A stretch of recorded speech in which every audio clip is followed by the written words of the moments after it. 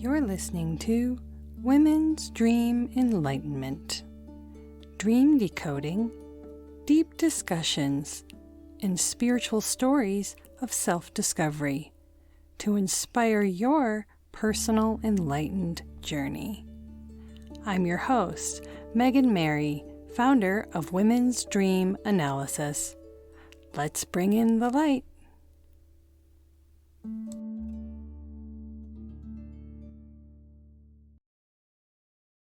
Welcome. Today we have Lisa Tahir. She is a licensed clinical social worker, founder of PsychoAstrology, and the author of The Chiron Effect, Healing Our Core Wounds Through Astrology, Empathy, and Self-Forgiveness, which has been endorsed by His Holiness the 14th Dalai Lama. She is additionally certified in DR Level 1, Reiki Level 2, and a thought coach through the Institute for Transformational Thinking. Since 2016, Lisa has been the host of the weekly podcast All Things Therapy, dedicated to changing consciousness one conversation at a time. Lisa's show promotes personal growth and transformation, advancing the conversation on emotional, psychological, physical, financial, and spiritual development. Thanks for being here, Lisa. Megan, thank you so much for having me on. I'm really excited to speak with you today. Awesome.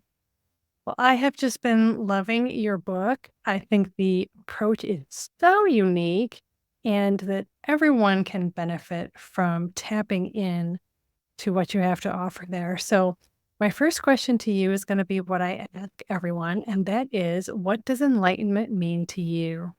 It came to me today, Megan, what enlightenment means to me. And for those of you listening, see if you can feel into this. For me, enlightenment is that spot where our soul and spirit connects. And when we have consciousness of that in our lives, when something really serendipitous happens, when there's this converging of events where it's like, wow, and you might get goosebumps or you wonder, how did this even happen? That to me is enlightenment. And I think we have those moments often in our lives when we start to tune in to them. And it really helps remind us that we're a spirit with a body. And I think if you can tune in to those moments, whatever you call them, to me, that is enlightenment, reminding us of that intersection of our eternalness with our humanness. That is so well put. I so agree. And I always encourage everyone to pay attention to the synchronicities. They're more than a breadcrumb, right? They're almost like a magical path. Yes. Yeah. And to ask for more of that, I think, too, Megan, I've been asking more for these moments, these experiences of flow, that we can have those things happening in our daily lives more and more frequently by just asking and then opening to receiving and allowing them. Yes, we need to connect in and pay attention. So it's being open and it's acknowledging as well and taking action, I feel also. So when you notice something and you think, oh, isn't that peculiar? But if you just keep going on your day and just let it pass by, you miss it. So if you say, oh, isn't that peculiar? And then, maybe I should do X and start down that rabbit hole, following it, that's when I find the magic really happen.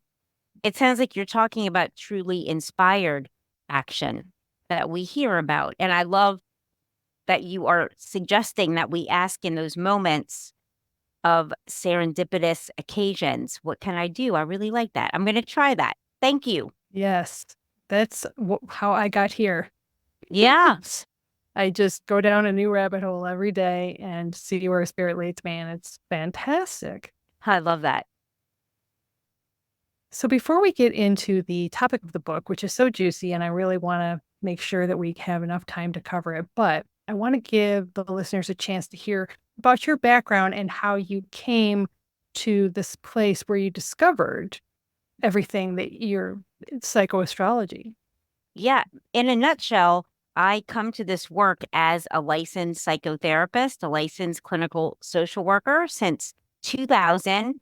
So it's been a long time that I've done this work as a healer and helping people to understand themselves more deeply. I've been fascinated with human nature and why we are the way we are. And just it was the right timing for me, taking almost 4 years to research my book, combining psychology, spirituality, astrology, and taking personal responsibility to really shape our lives into more and more curating ourselves, learning what we need to learn in our belief system through our thoughts, by using our mind and then our emotions as a guidance system, that we can really start to feel into how to live our lives with more ease and flow and heal those parts of ourselves, the wounds, the things that have happened to us, the things that maybe we've done to others, and apply self forgiveness there, having a lot of empathy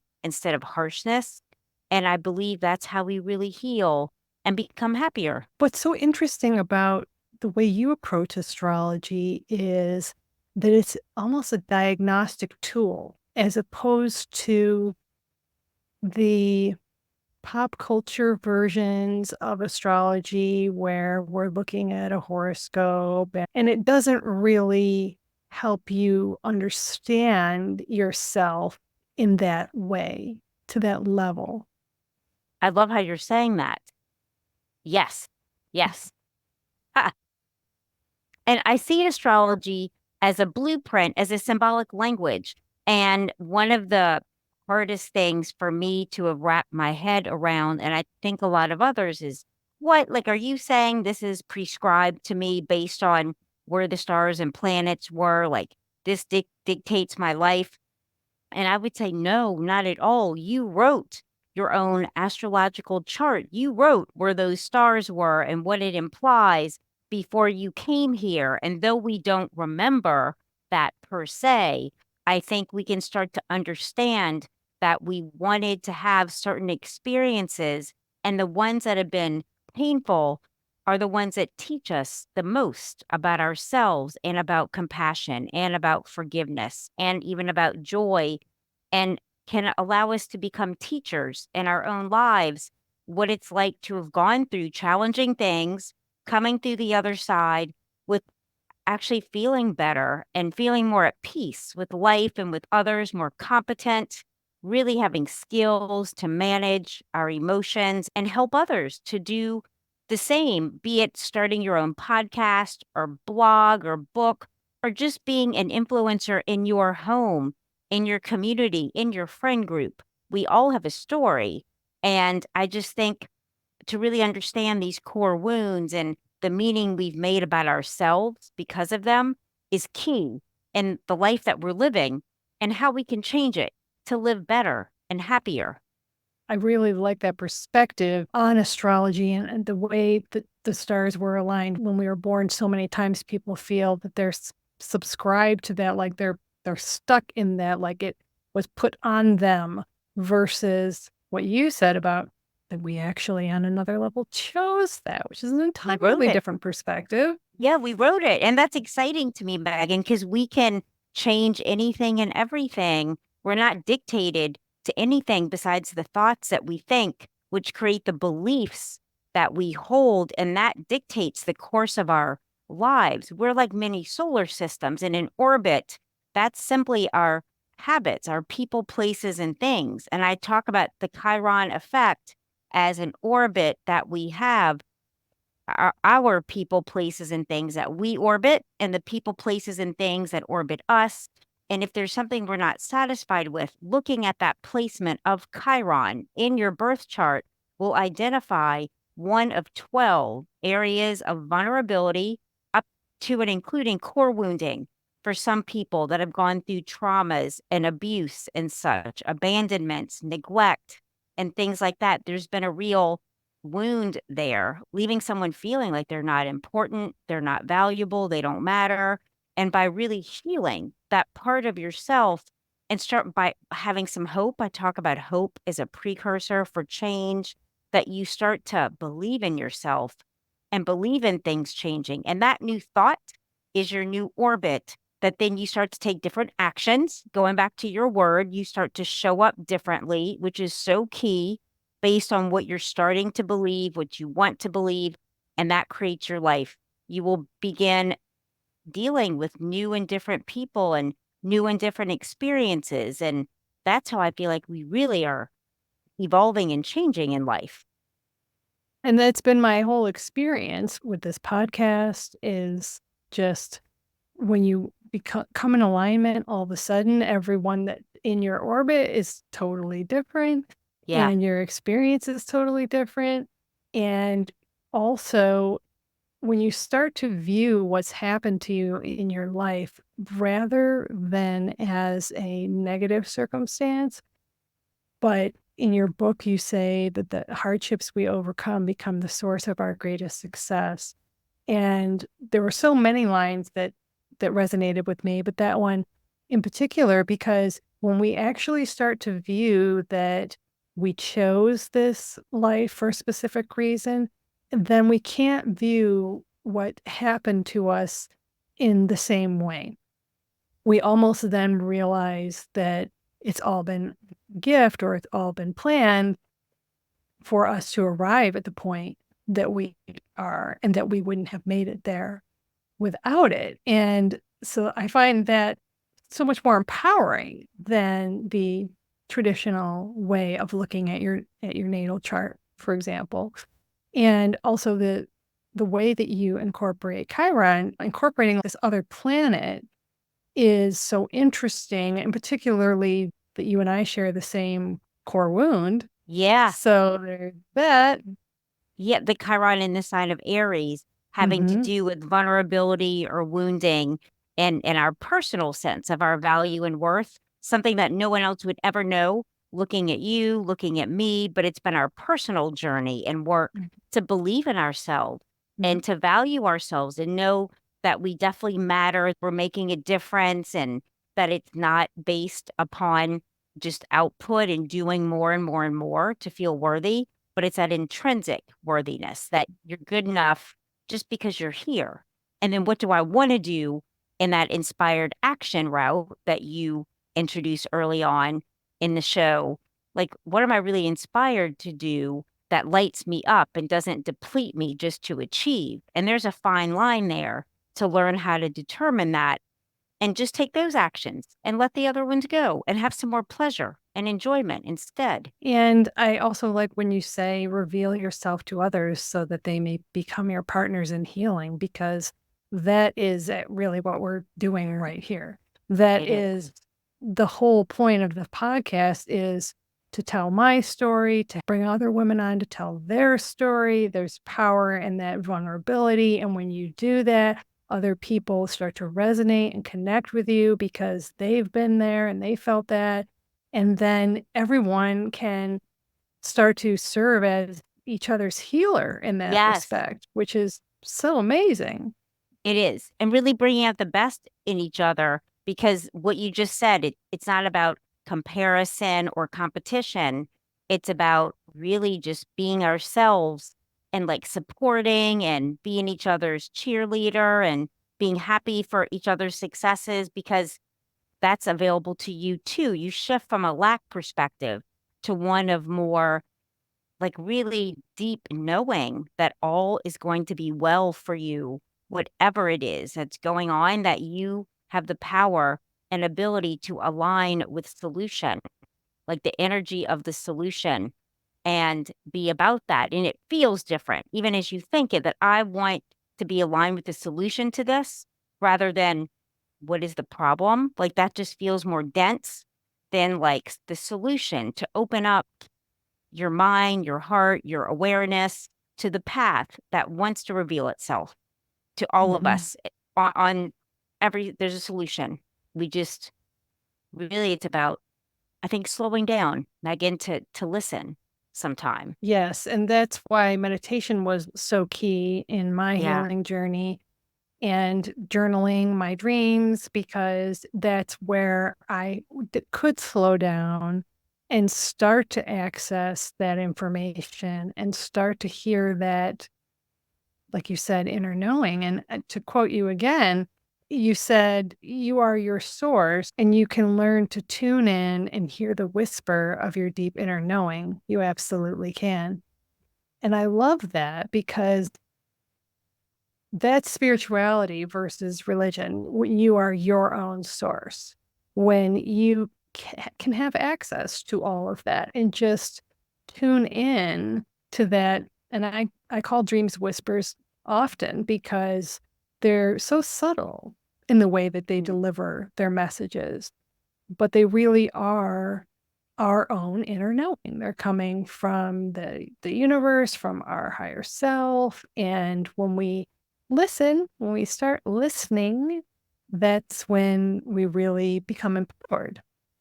Yes. And I would love to talk to you, Megan, on my show about what our dream life, how our dream world, like what it's trying to show us. Because I think often of how we just use, is it 5% of our brain? And so for me, I want to use more of that. And I've noticed my dreams, they're more in my awareness as I wake up. And I wonder if that's something you found. And I'd love to have you on my show to talk about like what our dreams mean to us and for us to just help us live our lives with more ease. If that's Absolutely. accurate. Yes. Yeah. Yes. Awesome. 100%. I'd love to Awesome. do that. When you wake up, that's when you're transitioning in that brainwave state. And in theta, when we're sleeping, we're in theta. And that's really when we have all of that. It's the same brainwave that we're in when we meditate. And it really allows us to access and understand things in a much different way than when we're walking around in beta.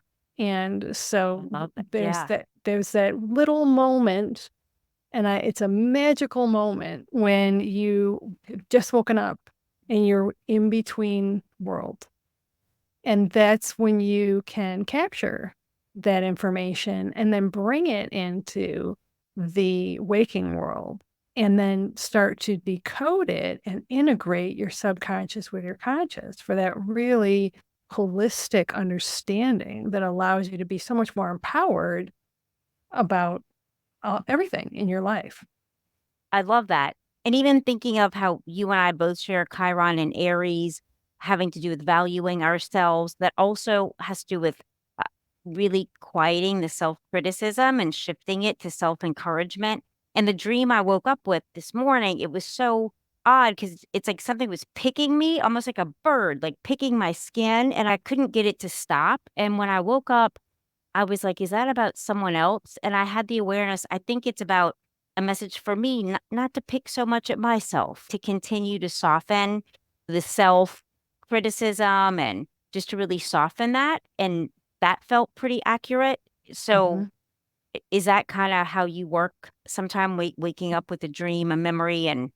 and processing it? Yes, and what I have a method that I call the dream mirror method, and I like to integrate mood in there as well. So it really matters how you felt when that was happening in the dream, what you were feeling like, oh, stop it, get off me, Yes, that was it. Yes.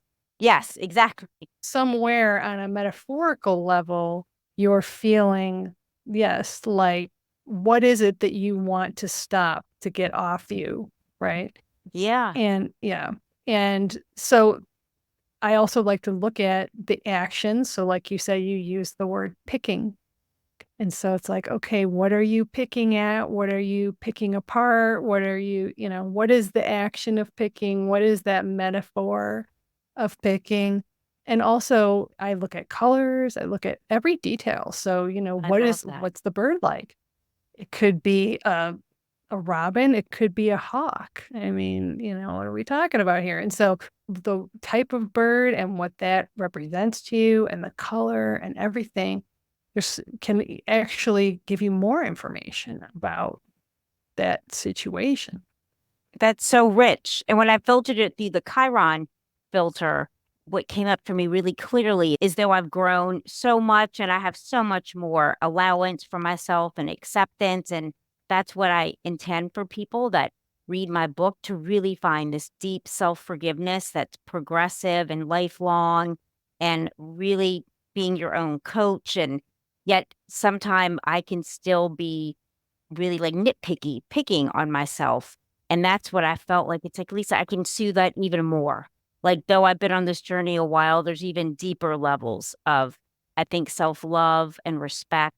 And to me, that's what came up. There's even more for me to soften into and allow, like just more ease. And then I started to feel really good about the dream. It felt less scary because I felt like it Yes. was bringing me this really good message of loving myself with more just gentleness. Yes. Definitely. It was definitely a message of an invitation for healing, right? Yeah. And then to help others do that too, when I notice a client or a friend being really self critical and such, to be like, hey, like, do you hear what you're saying? So I feel like everything that happens that I'm experiencing, again, I can use it reflectively when I see that happening with someone else. And that's what I think is so beautiful, that we can really use our experiences in this way to make each other's lives easier. Yes. And dreams don't just provide information for just you. It actually, like you said, reflexively can create more compassion, a wider understanding for your relationship with others, and more just a different perspective overall, Yeah. right? Once you really start to reflect on that and look at it as, I almost think of them almost as parable sometimes, where there's like this metaphorical lesson in the puzzle. If we can just figure out what our specific own dream language is. The other thing I really liked that what you said in the book was that when spirit awakens a dream within us, there's often an urgency to create it, to fulfill it, and to live it. Yes. And I probably highlighted that like really bright colors because that is exactly how I have felt on this journey. When the urgency is still just unrelenting. It's just this, I can't go fast enough. You don't understand. There isn't enough time. It has to be done now. And I think that's when you know you're really onto something. And I Mhm. feel like someone listening is in this experience where it's like whatever it is coming to you to create, and you feel like this urgent to really listen to that and just start taking those inspired actions, and try not to get hooked up on, oh my gosh, what if this takes 5 years? Try not to worry about that and just do what you're called to do today, right now, and just follow those impulses and just keep at it and create the time to support yourself. I know when I started writing my book, it was nights and weekends, and I had to create a system, Megan. When I started to say I'm writing, I noticed I wasn't committing to the time I planned. So in my planner and to people for almost 4 years, I said, I have clients. I didn't have any clients. It was my writing time. But that's the only way I could take it that seriously is if I have a client and no one's gonna question me. So you might have to even set up a system to help you be accountable. And that worked for the 3.5 years. Everybody thought I had late night clients, and I didn't. I was writing and editing, and I got my book out, and it was so wonderful to prioritize that work for me in that time. So whatever you have to do to create that for yourself, do it. And it's okay if you're saying you have a client when you don't, if that's how you're going to prioritize what you need to do. So if you don't do it, you're going to find a million reasons why, oh, just not today. Oh, I'll do it tomorrow and slack off. But if you make it part of your routine and it's a dedicated part of your routine, then it's going to feel weird when you don't do it. Kind of like how some people are with exercising or other things. Yes. It's just, it doesn't feel right and your whole day's off if you don't do it. And I'm kind of the opposite. I do it in the morning first thing, just because once my day train starts going, it's full steam ahead. And I'm way too distracted by the end of the day. But in that quiet moment in the morning, I can get in my 500 words. And that's all that I've put on myself to do. But it's Yes. enough that over time, you get the novel. Well, in your experience, what is the most biggest misconception about psychoastrology, and what do you do to counteract that? I think the biggest The first thing that came up is sometime people, unfortunately, not a lot of people, but some people are like, astrology, Lisa, really? And question its validity. And I would just, for myself, even at first, I was like, really, astrology. But this Chiron, I just ask you to look at it, ask you to consider looking at this. It's so powerful. This technology, this framework of Chiron identifying one of these 12 areas that your patterns are sourced from in your intimate relationships, in your business life, whatever area it manifests. This is kind of the thing. What, like you hear about these hidden blocks, which I'm a believer in the universe is just so loving, like it doesn't want anything to be hidden from us. But I think sometimes we can have patterns from our unconsciousness, our lack of awareness that might get in our way. And it's really, for me, been about this Chiron placement that if, like Chiron in the sign of Taurus, it speaks to neglect, that in your childhood, you might have experienced neglect because a caretaker had an addiction that was their primary relationship instead of caring for you. And for instance, in your adult life, you might neglect yourself now. You might neglect your health routines or how someone treats you in a relationship, neglecting your own needs, you're being valued. And it's so important to know what this is so you can start showing up differently for yourself. And that makes you happier and that creates your life like new experiences that you really deeply want but haven't happened yet can come through just looking at what patterns of thought do I have because of how I was brought up and the meaning I made about myself. And I give takeaway steps, things you can start trying today, and even affirmations to help you get to your belief system and change that. And things can happen fast, like shifts can happen really fast by just starting to think about yourself differently. It was so interesting that the affirmation that you have for Chiron and Aries was something that I was already instinctively doing. I love that. I was What is already that? telling yourself that you're doing a good job. You're Yes, doing great. Keep going. Yep. exactly. So I think that's And the biggest, I guess, that people might think the astrology piece is a stumbling block. And I just suggest that you look at it and see if it fits. If it doesn't, dismiss it.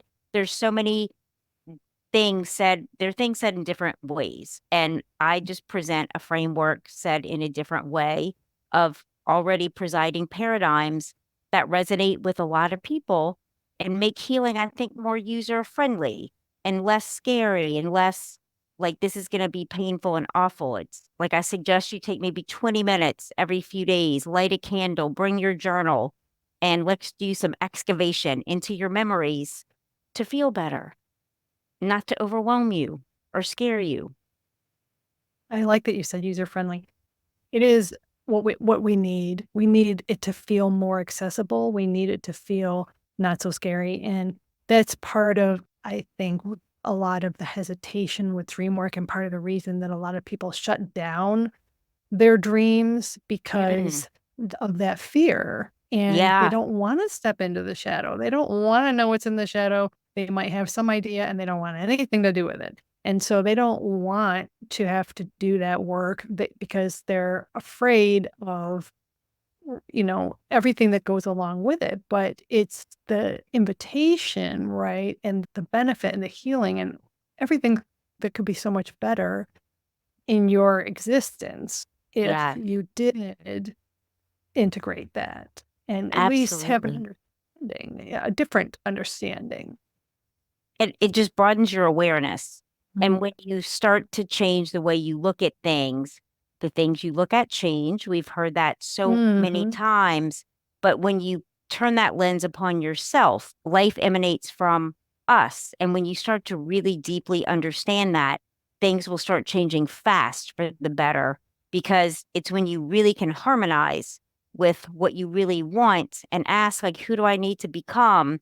And today, maybe just take a little step. And it might not be a behavioral step, it might be a thought step that you're going to start to believe something different and better is possible for you, even if that hasn't been the case up until now. Like, I want to see that life can change for me. And to even hold that possibility will start to create new things for you. People being kinder at the store, little and big things. And then that's like a stepping stone to the next event that helps you believe a little more. And that's what I think baby steps really are these events that we're stepping upon to get to the next one. Yes. And I have one final quote for Yeah. you. And that is, we have the power to think in ways that reflect and attract all the love in the world. Such thinking is called enlightenment. I love that. Yes. So, what are 3 takeaways you hope the listeners learn? You've given us so much great information, but if you could sum up 3 takeaways.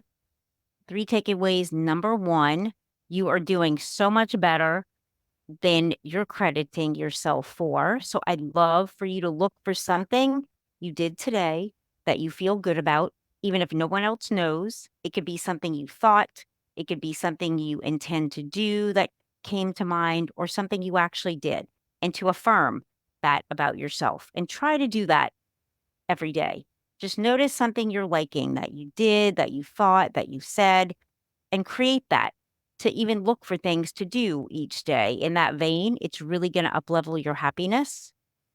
Number 2, I would say, is practice self-forgiveness. If there's a memory that keeps coming up that's hard for you to let go of, to really employ, really deeply make an effort to, I really want to forgive myself here.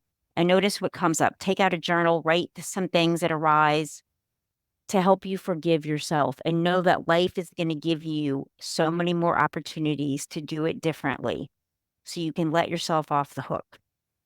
And third, I would encourage you to try to meditate. Try to start your day with just even 2 minutes of asking for guidance, asking for direction, and giving thanks, and see what starts to change in your life as a result of that.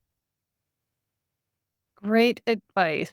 I highly recommend meditating. I do have one meditation right now, and it's called the Magical Mermaid Meditation for Women. It's really a wonderful visualization that helps you find your inner treasures. And many more coming. So, yes, wonderful advice.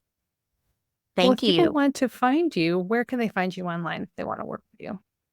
On Instagram, I am at NOLA Therapy, NOLA Therapy. That's also my website, nolatherapy.com. And I'd love to offer listeners half off a session if they mention you, Megan, or your podcast. And I do Great. virtual, I do Zoom, FaceTime, phone, wherever you are. And we can take a deeper dive into your psychoastrology, or just in general, emotional healing and well-being, nolatherapy.com. Awesome. Well, thank you so much for being here today, Lisa. It was a wonderful conversation, and I look forward to having another one. Me too. I look forward to having you on my show too. Thank you, Megan. Awesome. Thank you. Thank you for listening. Did you enjoy this episode? You can now send me a text message and share your experience. Be sure to subscribe to make sure you never miss an episode. Head over to my YouTube channel and hit that subscribe button as well to be part of my growing community. Are you ready to take the next step in your spiritual journey? Don't miss out on the new Dream Empowerment programs. Unique opportunities for you to unlock your inner wisdom, discover your authenticity, align with your higher self, and bring abundance into your life. If you'd like your dream or awakening story featured on my show, submit it today. Your dreams have the power to inspire and enlighten other women on their journey. Visit meganmary.com to find out more.